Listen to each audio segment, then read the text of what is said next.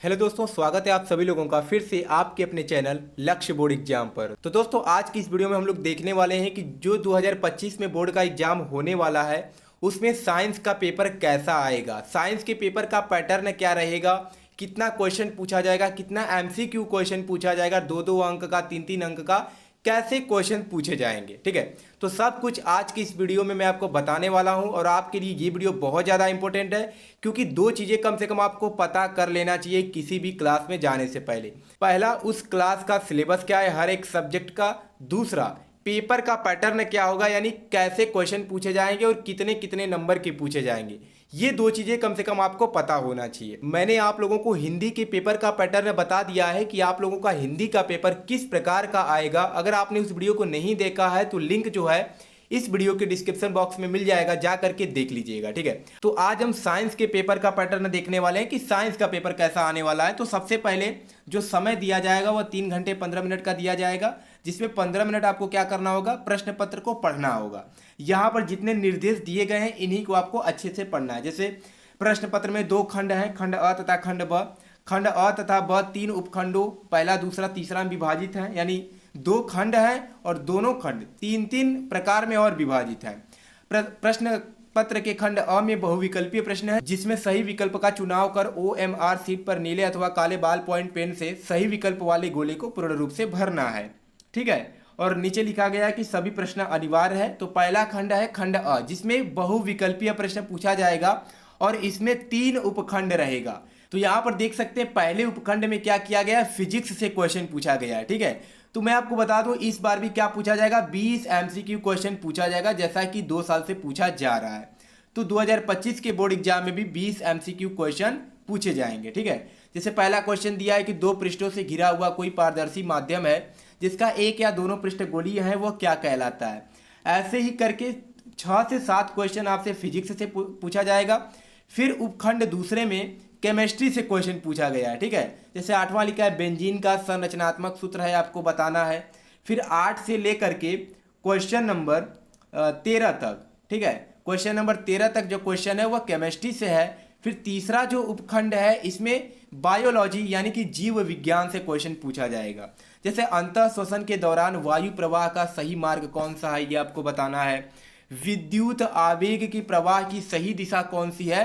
तो ये जो फिगर दिखाया गया है इससे ये पता चलता है कि आपके पेपर में फिगर भी दे सकता है, डायरेक्ट कोई चित्र बना करके नहीं देगा, ये डायरेक्ट ऐसा फिगर भी दे सकता है जिसमें आपको पहचानना होगा कि कौन सा ऑप्शन करेक्ट है। आगे दिया है थायरॉक्सिन के बारे में कौन सा कथन सही नहीं है। ऐसे ही करते हुए 20 तक क्वेश्चन पूछे जाएंगे एमसीक्यू टाइप। तो 20 एमसीक्यू में फिजिक्स से भी क्वेश्चन रहेंगे, केमिस्ट्री से भी रहेंगे और बायोलॉजी यानी कि जीव विज्ञान से भी क्वेश्चन पूछा जाएगा।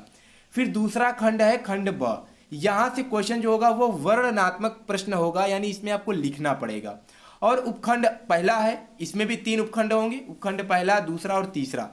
पहले उपखंड में पहले क्वेश्चन में पूछा गया है कि दृष्टि दोष किसे कहते हैं, यह कितने प्रकार के होते हैं। 2-2 अंक का क्वेश्चन है, 4 अंक का क्वेश्चन ये पूछा जाएगा। दूसरा है हमें आकाश में इंद्रधनुष केवल वर्षा के पश्चात ही क्यों दिखाई देता है, ये भी क्वेश्चन 4 अंक का है। ठीक है, और दूसरे में पहला क्वेश्चन पूछा गया है कि उत्तल लेंस को अभिसारी लेंस क्यों कहा जाता है, अवतल दर्पण तथा उत्तल दर्पण के 2 उपयोग लिखिए।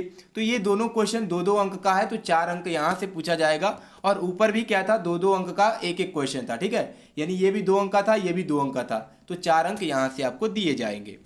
फिर तीसरा प्रश्न है, आप देख सकते हैं ये भी 2-2 अंक का क्वेश्चन है, जो न्यूमेरिकल टाइप क्वेश्चन है कि किसी 4 ओम प्रतिरोधक से प्रति सेकेंड 100 जूल ऊष्मा उत्पन्न हो रही है, प्रतिरोधक के सिरों पर विभवांतर ज्ञात कीजिए। तो ये भी 2-2 अंक का क्वेश्चन है। फिर चौथा नंबर भी 2-2 अंक का ही है। फिर अथवा में दिया, इसको भी कर सकते हैं। मतलब उपखंड पहले में जो क्वेश्चन होगा वो 2-2 अंक का होगा और 4-4, मतलब एक क्वेश्चन में जो पूछा जाएगा वो 2 क्वेश्चन रहेगा और 4-4 अंक का क्वेश्चन बनेगा।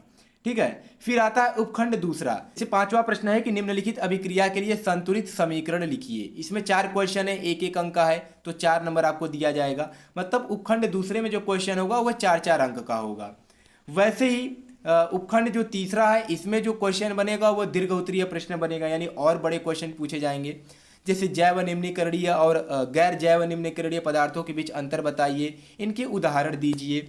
निम्नलिखित चित्र में अंतःस्रावी ग्रंथियों को नामांकित कीजिए, 4 अंक का क्वेश्चन है। निम्नलिखित गद्यांश को पढ़कर प्रश्नों के उत्तर दीजिए। यानी एक आपको गद्यांश भी दे सकता है और उस पर आधारित क्वेश्चन भी पूछ सकता है। ठीक है, तो 4 अंक का देखिए यहाँ पर पूछा गया है। फिर लास्ट जो क्वेश्चन है वह है कि मानव आहार नाल का आरेख बनाइए और उसमें निम्नलिखित भागों को नामांकित कीजिए। जैसे मुख हो गया, ग्रसिका, आमाशय, छोटी आंत, नहीं तो अथवा में कर सकते हैं स्त्री केसर का स्वच्छ एवं नामांकित आरेख बनाइए तथा उसमें पराग नली की वृद्धि और बीजांड में उसके प्रवेश करते हुए दिखाइए। तो चित्र तो बनाने के लिए आता ही है हर साल। ठीक है, 1 से 2 चित्र आपको देगा ही बनाने के लिए। तो ये जो क्वेश्चन है यह दीर्घ उत्तरीय प्रश्न है, 6 नंबर का क्वेश्चन ये पूछा जाएगा। ठीक है, तो यही आपका क्या है पेपर पैटर्न है। ऐसे ही क्वेश्चन पूछा जाएगा 2025 के बोर्ड एग्जाम में। सबसे पहला क्या रहेगा, खंड अ रहेगा जिसमें 3 उपखंड होगा, पहला, दूसरा, तीसरा, और उसमें क्या होगा 20 MCQ क्वेश्चन पूछे जाएंगे।